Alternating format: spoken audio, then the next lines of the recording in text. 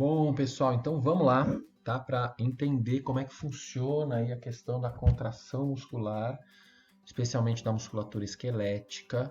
E a primeira coisa que vocês têm que entender aqui é a questão dos níveis de organização de uma musculatura esquelética, tá?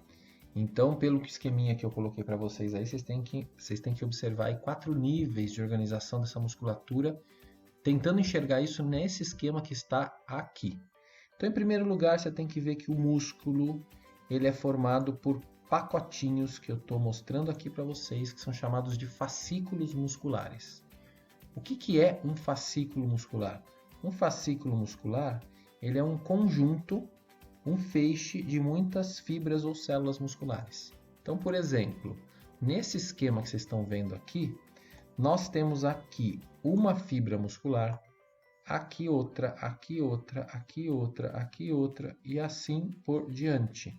Você repara que aqui tem 1, 2, 3, 4, 5, 6, 7, 8, 9, 10, 11, 12, 13 células musculares formando esse pacotinho completo aqui que é um fascículo muscular, tá? Repare, por exemplo, uma célula muscular que está aqui, ó, certo? Vamos acompanhar essa célula muscular. Você tem aqui as várias estrias transversais, ó, os risquinhos que estão aqui, e essa bolinha comprida aqui são os núcleos. Lembra que eu falei para vocês agora há pouco que o tecido muscular esquelético, ele é um tecido que contém vários núcleos, porque a célula é muito comprida, ó. Toda essa extensão de uma célula, aqui é outra célula, certo? Aqui, ó, outra célula e assim por diante. Então, aqui você tem um conjuntinho, um pacotinho aí de várias células musculares formando fascículo muscular. Aí nessa outra sequência aqui, né, nesse outro esquema, nós temos aqui uma célula muscular em detalhe, tá? Uma fibra ou célula muscular em detalhe. Aqui, deixa eu tirar isso aqui da tela. Aqui é outra célula muscular, aqui é outra, tá bom? Mas aqui você vê com atenção uma fibra ou célula muscular. É tudo isso aqui que está nesse detalhe, tá bom? E aí, olhem no esquema que eu fiz para vocês, cada fibra muscular é feita de muitas miofibrilas, tá? Dá uma olhada no esquema aí. Então, no caso, nesse esquema que está aqui, ó, cada estrutura dessa que está destacada aqui desse quadrinho, nesse quadradinho azul aí, cada coisinha dessa aqui é uma miofibrila.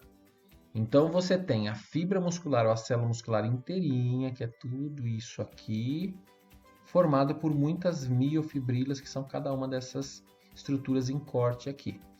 E aí aqui para baixo nós temos um detalhamento ou um aumento de uma miofibrila que está aqui, ó. Então aqui é, no caso, essa que está aqui. Essa miofibrila está detalhada aqui. E aí quando você olha no esquema que está aí que eu tinha feito para vocês, uma miofibrila, ela é constituída por fios de proteínas chamados de miofilamentos, tá? Então aqui você observa esses miofilamentos. Esses miofilamentos serão de dois tipos.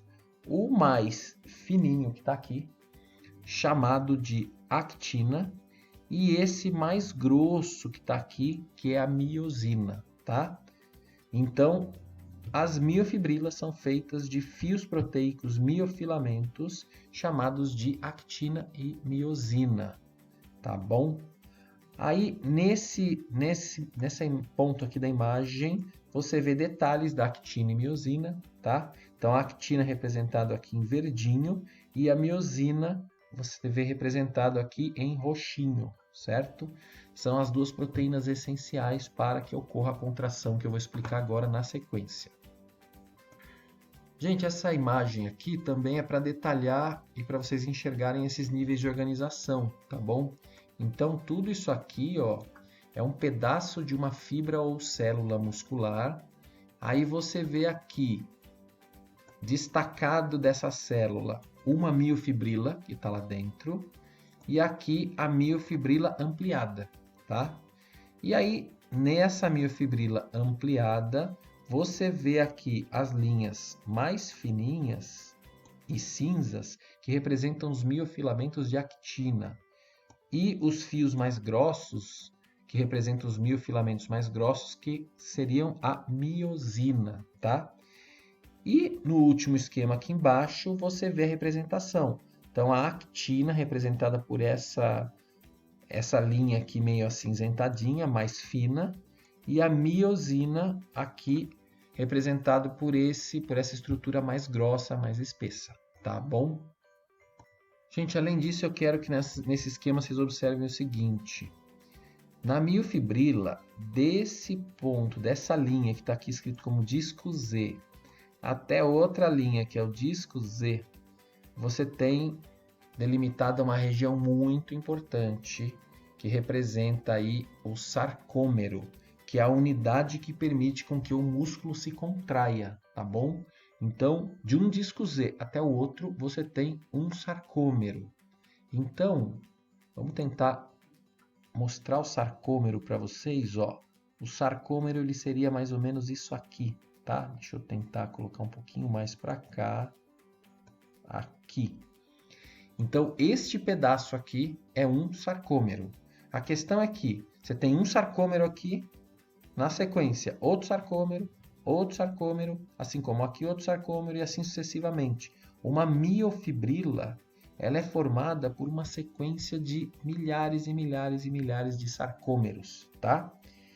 Aqui embaixo, você tem um sarcômero só, né, esquematizado. E o que vocês têm que observar? Que o sarcômero ele tem, então, os filamentos de actina aqui, intercalando com filamentos de miosina. E os filamentos de miosina, eles ficam no meio. Lembra disso? Miosina, meio, né? A miosina fica na parte central do sarcômero, intercaladas, então, os filamentos de miosina intercalados com os filamentos de actina, tá bom? E aí, a partir do entendimento, da compreensão de como é a estrutura de um sarcômero, a gente consegue entender como se dá efetivamente a contração do músculo, tá? Então, aqui você tem um sarcômero simplificado. As linhas que estão em azul aí estão representando aqui os filamentos de actina. E as linhas que estão meio amareladinhas aí no meio representam os fios de miosina, tá? Então, basicamente, o que vai ter que acontecer para que a musculatura esquelética contraia? Em primeiro lugar, e aí olha o esquema que eu tinha feito para vocês, né? Em primeiro lugar, vai chegar um impulso nervoso no músculo, uma região chamada de placa motora. Lembra que musculatura esquelética é de controle voluntário. Então, você pensa, você quer mexer músculo do braço, por exemplo. Você manda esse impulso por um nervo e o nervo chega e dá um impulso para aquele músculo. Para que o músculo efetivamente seja estimulado e a contração aconteça, no local que o músculo chegou é liberada uma substância que é chamada de neurotransmissor. No caso, é um neurotransmissor chamado acetilcolina, tá? E aí, nesse momento que a acetilcolina foi liberada, o que vai acontecer? Os filamentos de actina que estão representados aqui e aqui do sarcômero, elas vão se movimentar, elas vão se mexer, se movimentar. Esse lado vai se mover para cá, esse lado vai se mover para cá. E na verdade nós usamos o termo deslizamento, pensa nisso, tá? Você tem um deslizamento dos filamentos de actina. E eles vão deslizando entre os filamentos de miosina, ó. Aqui você já tem um músculo em processo de deslizamento e aqui você tem a actina que deslizou, os filamentos de actina que deslizaram totalmente entre os filamentos de actina. Consequentemente, veja o que aconteceu com o tamanho do sarcômero, tá? Então, inicialmente, o sarcômero tinha esse comprimento, esse tamanho. À medida que a actina foi deslizando entre os filamentos de miosina, olha o que foi acontecendo com o tamanho do sarcômero. Ele foi encurtando e encurtando. Então, ele era inicialmente desse tamanho, e aí ele encurtou, tá? E ele ficou mais curto. esse encurtamento dos sarcômeros é que efetivamente determina a contração muscular, tá? Só que a questão aqui é que nós vimos um sarcômero encurtando. Imagine que a musculatura esquelética possui milhares e milhares e milhares de sarcômeros. Então, quando o impulso nervoso chega no músculo, simultaneamente acontece isso aqui com todos os sarcômeros. E aí imagina aquele monte de sarcômero, tudo ao mesmo tempo, encurtando, os filamentos de actina todos deslizando entre as miosinas. E aí esse encurtamento de todos os sarcômeros juntos faz com que o músculo encurte, né? Isso determina a contração muscular. E aí o músculo encurta, e aí no caso se for um bíceps, por exemplo, nesse encurtamento ele, através de um tendão, puxa um osso e permite a movimentação de uma certa estrutura do corpo, tá bom? Então eu espero que com esse esquema vocês tenham entendido bem como se dá aí a questão da contração muscular, tá? E na sequência aqui eu vou deixar um videozinho aqui, ele vai aparecer aí para vocês, um vídeo que mostra um detalhamento dos tipos de fibras musculares que podem aparecer no tecido esquelético, as chamadas fibras lentas e fibras rápidas, ou fibras do tipo 1 e fibras do tipo 2, tá bom? Então eu espero que vocês tenham aprendido bem, entendido bem sobre tecido muscular com essa aula de hoje.